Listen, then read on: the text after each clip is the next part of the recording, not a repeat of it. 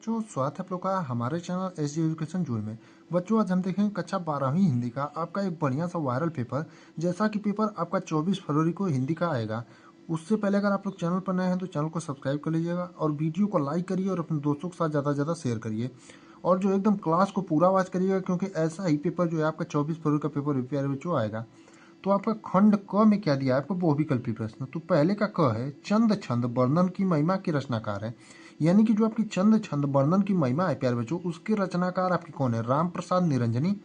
B में दिया है आपका जटमल, सी में गंग और डी में दौलत राम। तो प्यारे बच्चों, आपका चंद छंद वर्णन की जो महिमा है उसके आपके जो लेखक हैं यानी रचनाकार हैं कौन है? गंग है। यानी कि ऑप्शन नंबर सी आपका एकदम सही होगा। अगला वाला यानी दूसरा वाला प्रश्न है प्यारे बच्चों, हिंदी गद्य के प्रवर्तक कहे जाते हैं।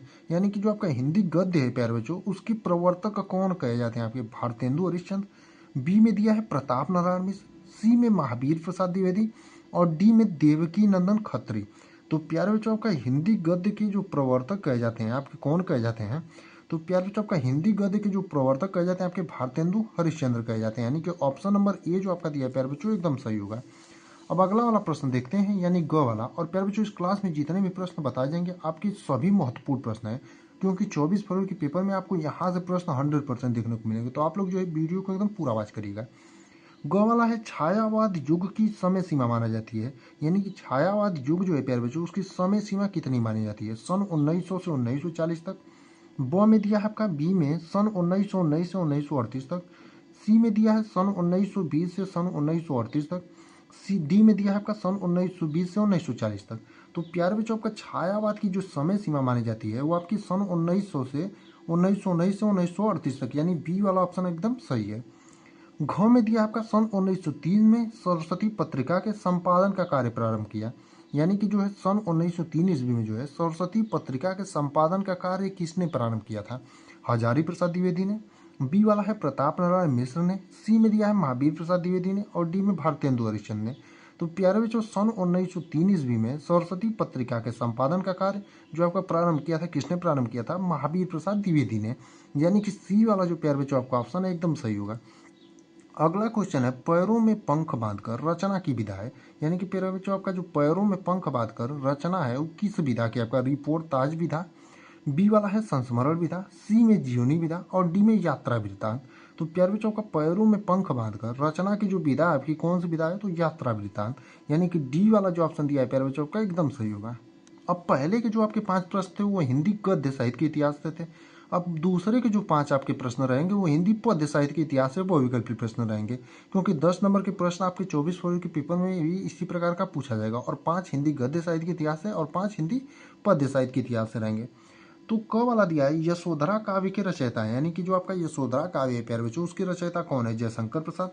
बी में है मैथिली शरण गुप्त और सी में राम नरेश त्रिपाठी और डी में सुमित्रानंद पंत। तो प्यारे बच्चों, आपके जो यशोधरा काव्य है उसके रचयिता कौन है?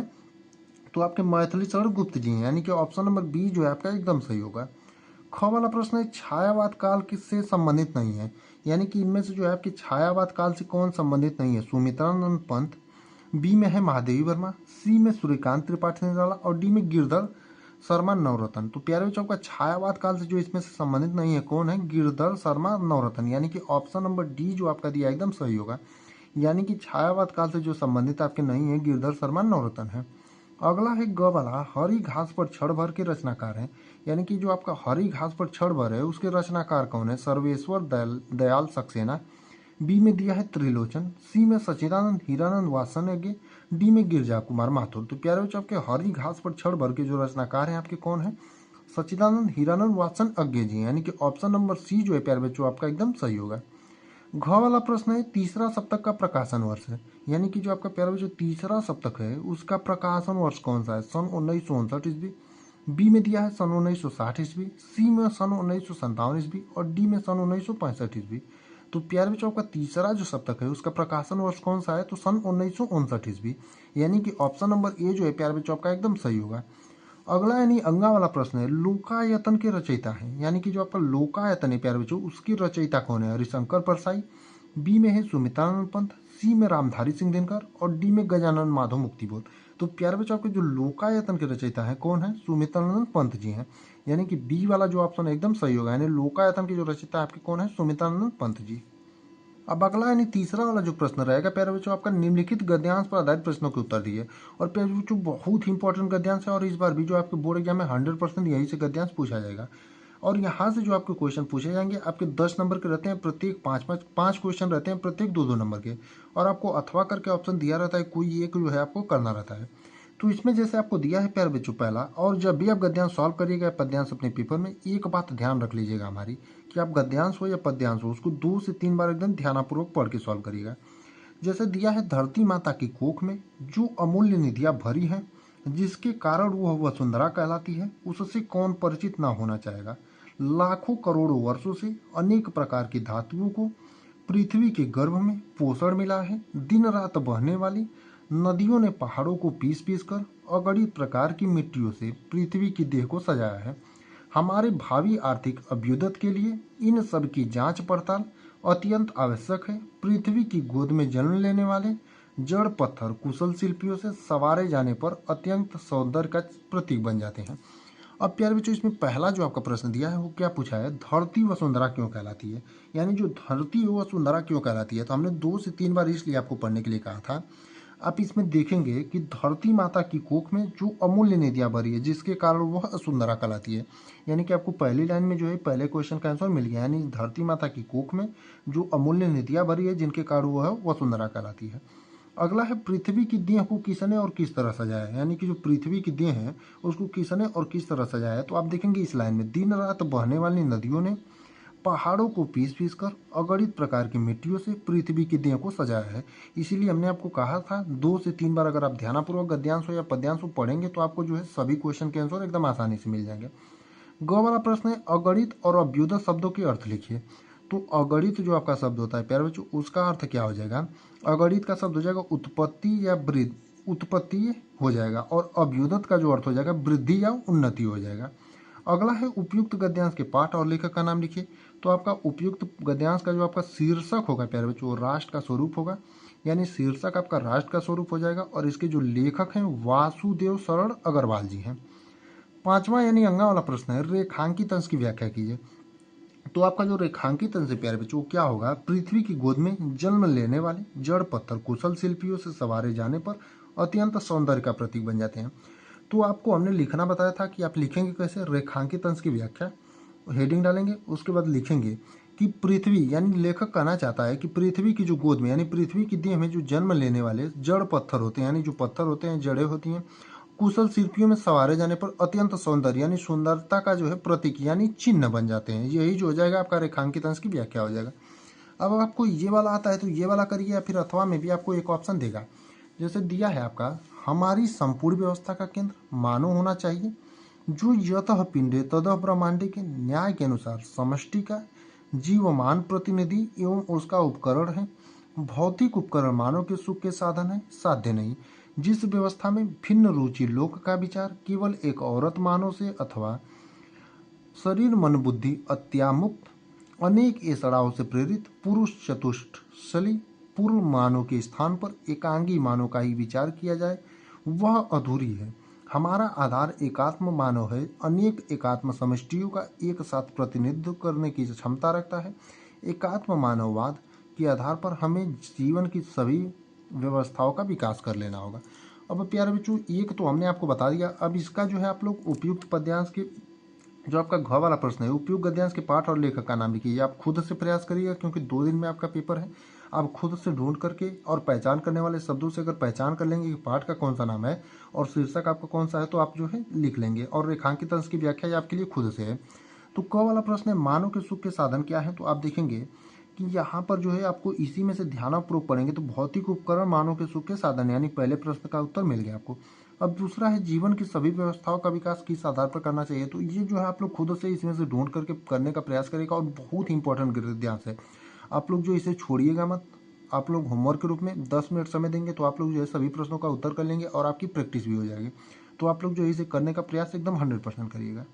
अब अगला उसी प्रकार आपको पद्यांश पर आधारित प्रश्न पूछेगा और इसमें भी आपका 10 नंबर का क्वेश्चन रहता है और बहुत ही इंपॉर्टेंट पद्यांश है प्यारे बच्चों, और आपका यही जो है 24 फरवरी के पेपर में पूछेगा।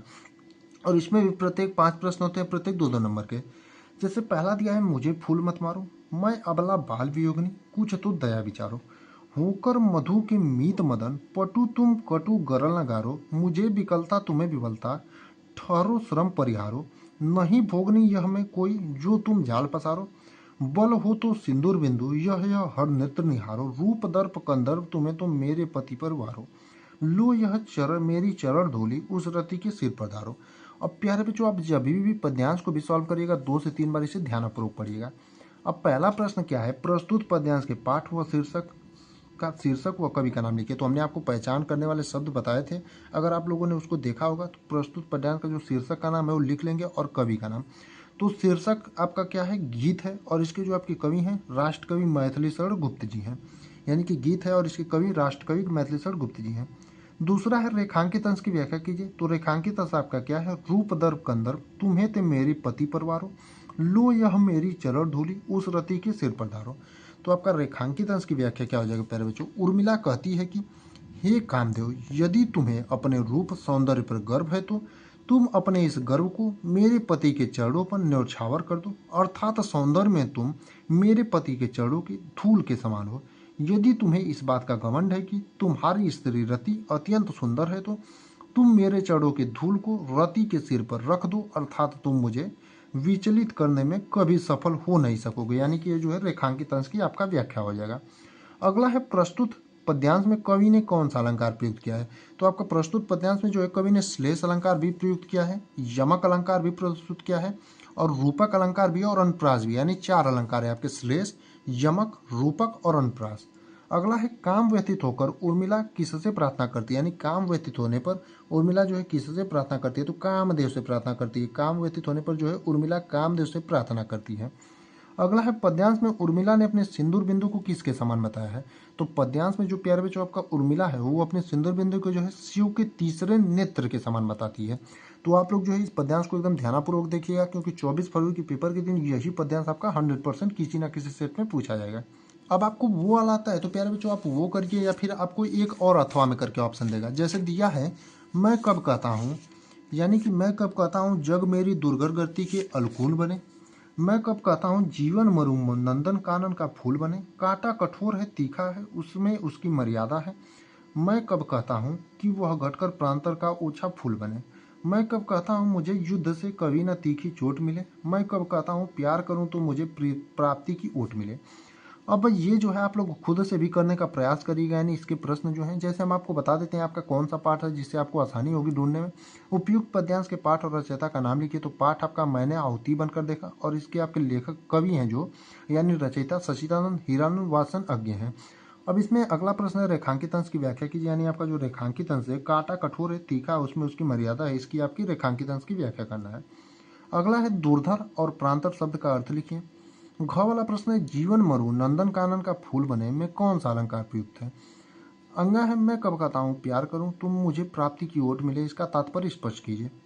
अब 5वें में जो आपके प्रश्न रहेंगे प्यारे बच्चों आपका जीवन परिचय से संबंधित रहेंगे, और 5 नंबर का प्रश्न रहता है। तो इसमें हमने आपको डॉक्टर वासुदेव अग्रवाल का जीवन परिचय बताया है, और उसको आप लोग देख लीजिएगा। अगर नहीं देखें एपीजे अब्दुल कलाम का तैयार कर लीजिएगा, हजारी प्रसाद द्विवेदी का तैयार कर लीजिएगा। 3 लोगों का अगर आप तैयार कर लेते हैं तो आपके लिए पर्याप्त है लेखक के जीवन परिचय में।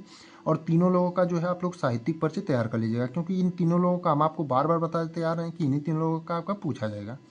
अगला है आपका निम्नलिखित में से किसी एक कवि का जीवन परिचय देते हुए उनकी कृतियों पर प्रकाश डालिए। तो इसमें हमने आपको महादेवी वर्मा, अयोध्या सिंह उपाध्याय हरिओद और सुमित्रानंद पंत, अगर 3 लोगों का अगर आप याद कर लेते हैं, अगर आपको थोड़ा मोड़ा शक हो तो जयशंकर प्रसाद का भी याद कर लीजिए, लेकिन इतना अगर आप याद कर लेते हैं तो आपका जो है जहाँ से भी 5 नंबर फिक्स हो जाएगा।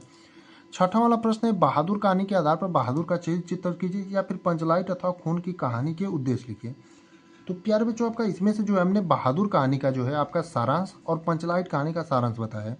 अगर 2 चीज़ अगर आप तैयार कर लेते हैं, बहादुर कहानी का सारांश और पंचलाइट कहानी का सारांश, तो आपका 100% कोई एक ना एक आपका पेपर में पूछेगा। तो आप लोग जो है इस वीडियो को नहीं देखे हो बहादुर कहानी का सारांश और पंचलाइट कहानी का सारांश वाला, तो उसको जाकर के जरूर देखें। अब 7वां आपका है स्वपठित खंड काव्य के आधार पर किसी एक खंड काव्य की एक प्रश्न का उत्तर दीजिए।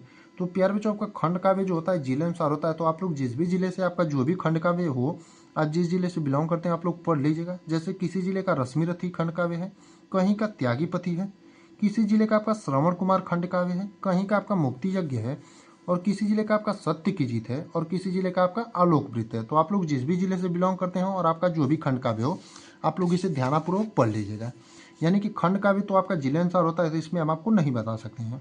अब खंड ख में जो आपका 8वें का क पूछता है, आपका निम्नलिखित संस्कृत गद्यांशों में से किसी एक का संदर्भ सहित हिंदी अनुवाद कीजिए, और 2 नंबर संदर्भ का और 5 नंबर हिंदी अनुवाद का रहता है।